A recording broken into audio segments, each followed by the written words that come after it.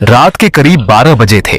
देश के सबसे सुरक्षित माने जाने वाले एक टेक्नोलॉजी शिपमेंट को भारी सुरक्षा के बीच उसकी मंजिल की ओर भेजा जा रहा था। जीपीएस चालू था, कंट्रोल रूम निगरानी कर रहा था और हर सुरक्षा प्रोटोकॉल सक्रिय था। लेकिन कुछ घंटों बाद जब कंटेनर खोला गया तो 550 करोड़ रुपए का संवेदनशील सामान गायब था। सबसे हैरान करने वाली बात यह थी कि न सील टूटी थी, न ट्रक गायब हुआ था और न ही कोई अलार्म बजा था। आखिर इतनी बड़ी चोरी हुई कैसे? यही है भारत की सबसे रहस्यमयी हाईटेक लूट की कहानी।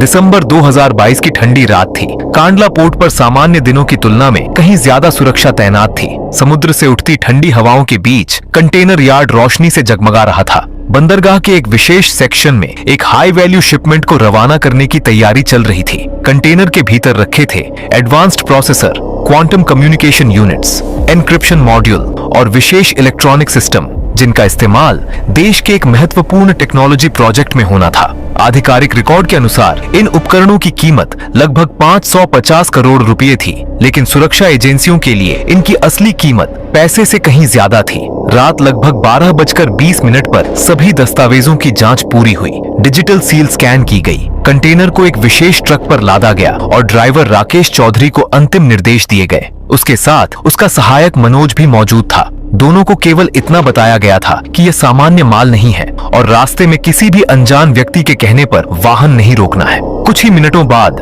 ट्रक पोर्ट से बाहर निकल गया और हाईवे की ओर बढ़ने लगा। कई मॉनिटर पर अलग अलग कैमरों की लाइव फीड दिखाई दे रही थी। कभी वह एक प्रसिद्ध साइबर सिक्योरिटी विशेषज्ञ था। कई बड़ी कंपनियां उसकी सलाह पर अपने नेटवर्क सुरक्षित करती थीं, लेकिन कुछ वर्षों पहले वह अचानक गायब हो गया और फिर उसका नाम कई अंतर्राष्ट्रीय साइबर अपराध मामलों में सामने आने लगा। आज वह फैंटम नेटवर्क नाम के एक गुप्त संगठन का प्रमुख था। विराज ने स्क्रीन की तरफ देखते हुए कहा, टारगेट मूव कर चुका है। उसके साथ बैठा एक युवक बोला, जीपीएस स्पूफिंग सक्रिय है। दूसरे ने कहा, सर्विलांस नेटवर्क पर भी हमारा नियंत्रण है। विराज हल्का मुस्कुराया और बोला, तो अब असली खेल शुरू होता है। उधर राकेश को सब कुछ सामान्य लग रहा था। हाईवे लगभग खाली था। ट्रक अपनी स्थिर गति से आगे बढ़ रहा था, लेकिन उसे नहीं पता था कि कंट्रोल रूम की स्क्रीन पर दिखाई देने वाली लोकेशन और वास्तविक लोकेशन में अब अंतर आ चुका था। फैंटम नेटवर्क ने ट्रैकिंग सिस्टम को भ्रमित कर दिया था। करीब 1 घंटे बाद ट्रक एक ऐसे हिस्से में पहुंचा जहां सड़क मरम्मत का काम होता हुआ दिखाई दे रहा था। आगे बैरिकेड्स लगे थे, पीली चेतावनी लाइटें चमक रही थीं। कुछ लोग सड़क कर्मचारियों जैसी वर्दी पहने हुए थे। एक व्यक्ति ने हाथ उठाकर ट्रक रोकने का संकेत दिया। आगे एक्सीडेंट हुआ है, डायवर्जन लेना पड़ेगा, उसने कहा। राकेश को जरा भी संदेह नहीं हुआ।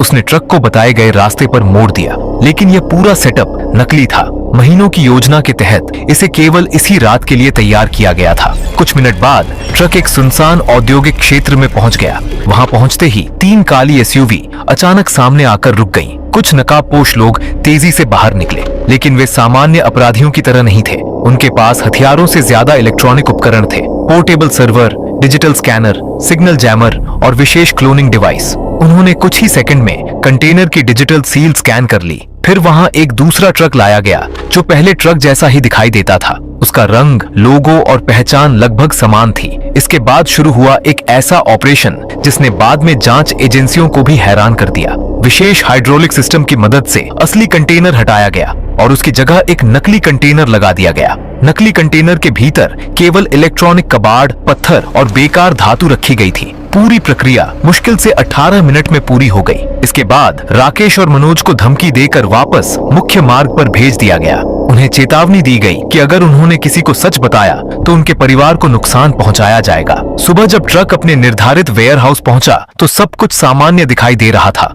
दस्तावेज सही थे, डिजिटल सील वैध थी, कंटेनर नंबर भी वही था। लेकिन जैसे ही कंटेनर खोला गया, पूरे हॉल में सन्नाटा छा गया। करोड़ों रुपए का संवेदनशील उपकरण गायब था।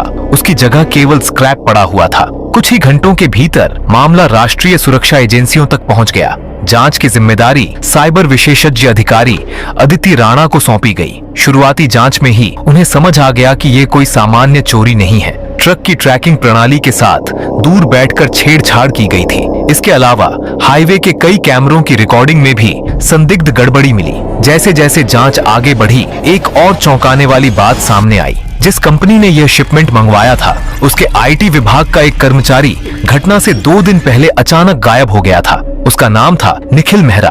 उसके लैपटॉप से एक एन्क्रिप्टेड फाइल बरामद हुई जिसमें केवल एक शब्द लिखा था, फैंटम। यहीं से जांच ने नया मोड़ लिया। अगले कई हफ्तों तक साइबर सेल ने डार्क वेब, एन्क्रिप्टेड सर्वर और संदिग्ध डिजिटल नेटवर्क की जांच की। धीरे धीरे एक विशाल नेटवर्क सामने आने लगा। पता चला कि फैंटम नेटवर्क केवल भारत में ही नहीं बल्कि कई देशों में सक्रिय था। उनका लक्ष्य बैंक लूटना नहीं था, वे संवेदनशील तकनीक, रक्षा उपकरण और महत्वपूर्ण डेटा को निशाना बनाते थे। इसी दौरान जांच एजेंसियों को एक और झटका लगा। चोरी किया गया सामान अभी तक देश से बाहर नहीं गया था। इसका मतलब था कि अपराधी किसी बड़े ऑपरेशन की तैयारी कर रहे थे। कुछ महीनों की निगरानी के बाद एक गुप्त सूचना मिली कि राजस्थान के रेगिस्तानी इलाके में स्थित एक बंद डेटा सेंटर में संदिग्ध गतिविधियां चल रही हैं। इसके बाद शुरू हुआ ऑपरेशन सैंड शैडो। रात के अंधेरे में विशेष बलों ने डेटा सेंटर को चारों तरफ से घेर लिया। अंदर दाखिल होने पर उन्हें दर्जनों सर्वर, एन्क्रिप्टेड कम्युनिकेशन सिस्टम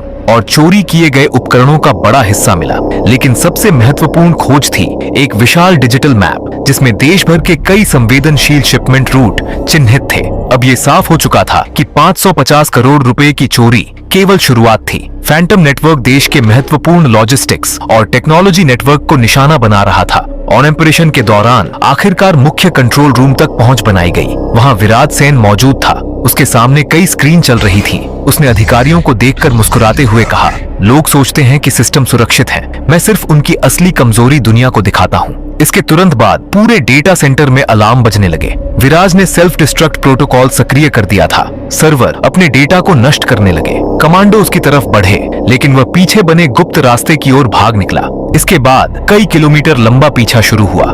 रेगिस्तान की सुरंगों, परित्यक्त खदानों और अंधेरी सुरंगों से गुजरते हुए सुरक्षा बल उसके पीछे लगे रहे।